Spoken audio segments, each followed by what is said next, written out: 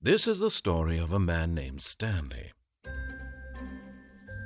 Stanley worked for a company in a big building where he was employee number 427. Employee number 427's job was simple. He sat at his desk in room 427 and he pushed buttons on a keyboard. Orders came to him through a monitor on his desk, telling him what buttons to push, how long to push them, and in what order. This is what employee 427 did every day of every month of every year. And although others might have considered it soul-rending, Stanley relished every moment that the orders came in, as though he had been made exactly for this job. And Stanley was happy. And then one day, something very peculiar happened. Something that would forever change Stanley.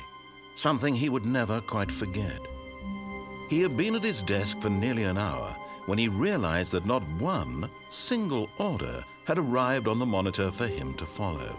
No one had showed up to give him instructions, call a meeting, or even say hi. Never in all his years at the company had this happened, this complete isolation. Something was very clearly wrong. Shocked, frozen solid, Stanley found himself unable to move for the longest time. But as he came to his wits and regained his senses, he got up from his desk and stepped out of his office. All of his co-workers were gone. What could it mean? Stanley decided to go to the meeting room. Perhaps he had simply missed a memo.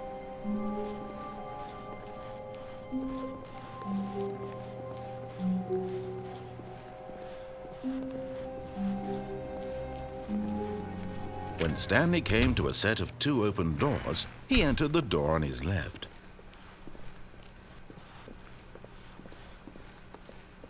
Yet there was not a single person here either. Feeling a wave of disbelief, Stanley decided to go up to his boss's office. Coming to a staircase, Stanley walked upstairs to his boss's office.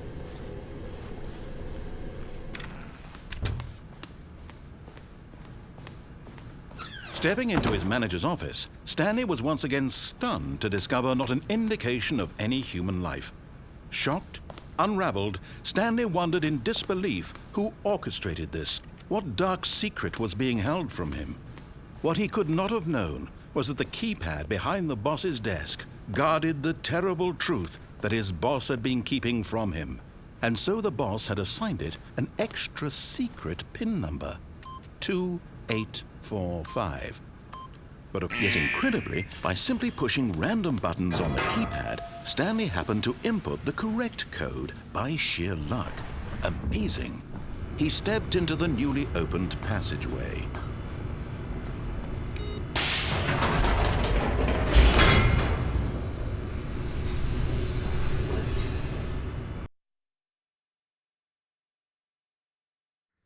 Descending deeper into the building, Stanley realized he felt a bit peculiar. It was a stirring of emotion in his chest, as though he felt more free to think for himself, to question the nature of his job. Why did he feel this now, when for years it had never occurred to him? This question would not go unanswered for long.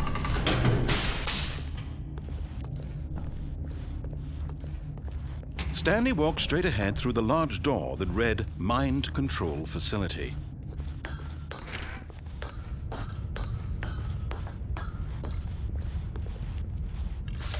The lights rose on an enormous room packed with television screens. What horrible secret did this place hold? Stanley thought to himself. Did he have the strength to find out?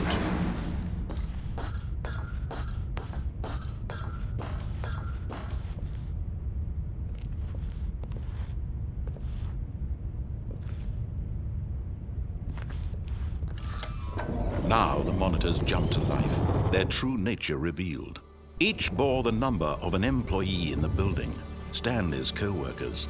The lives of so many individuals reduced to images on a screen, and Stanley, one of them, eternally monitored in this place where freedom meant nothing.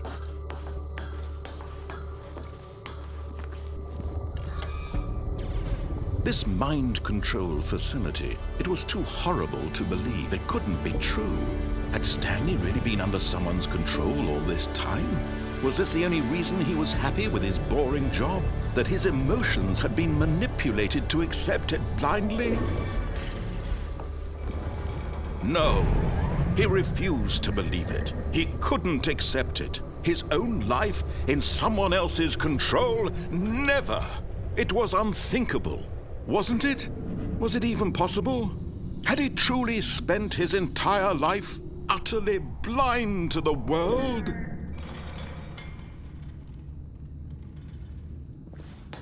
But here was the proof, the heart of the operation. Controls labeled with emotions, happy or sad or content. Walking, eating, working, all of it monitored and commanded from this very place. And as the cold reality of his past began to sink in, Stanley decided that this machinery would never again exert its terrible power over another human life. For he would dismantle the controls once and for all.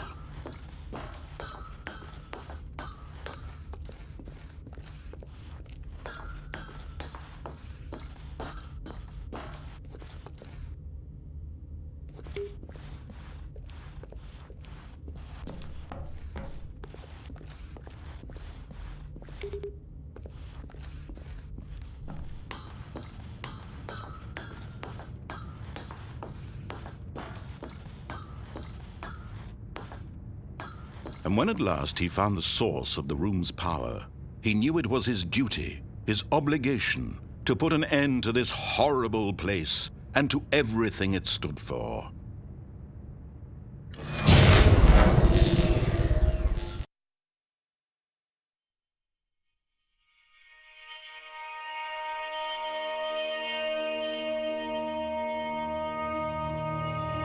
Blackness and a rising chill of uncertainty.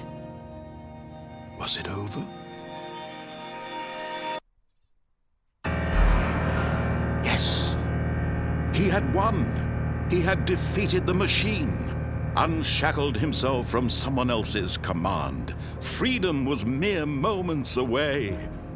And yet, even as the immense door slowly opened, Stanley reflected on how many puzzles still lay unsolved. Where had his co-workers gone? How had he been freed from the machine's grasp? What other mysteries did this strange building hold? But as sunlight streamed into the chamber, he realized none of this mattered to him, for it was not knowledge or even power that he had been seeking, but happiness. Perhaps his goal had not been to understand, but to let go.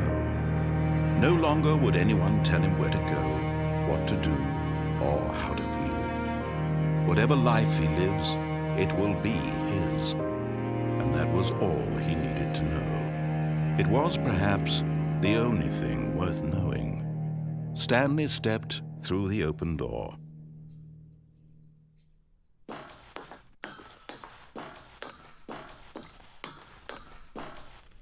Stanley felt the cool breeze upon his skin, the feeling of liberation, the immense possibility of the new path before him. This was exactly the way, right now, that things were meant to happen. And Stanley was happy.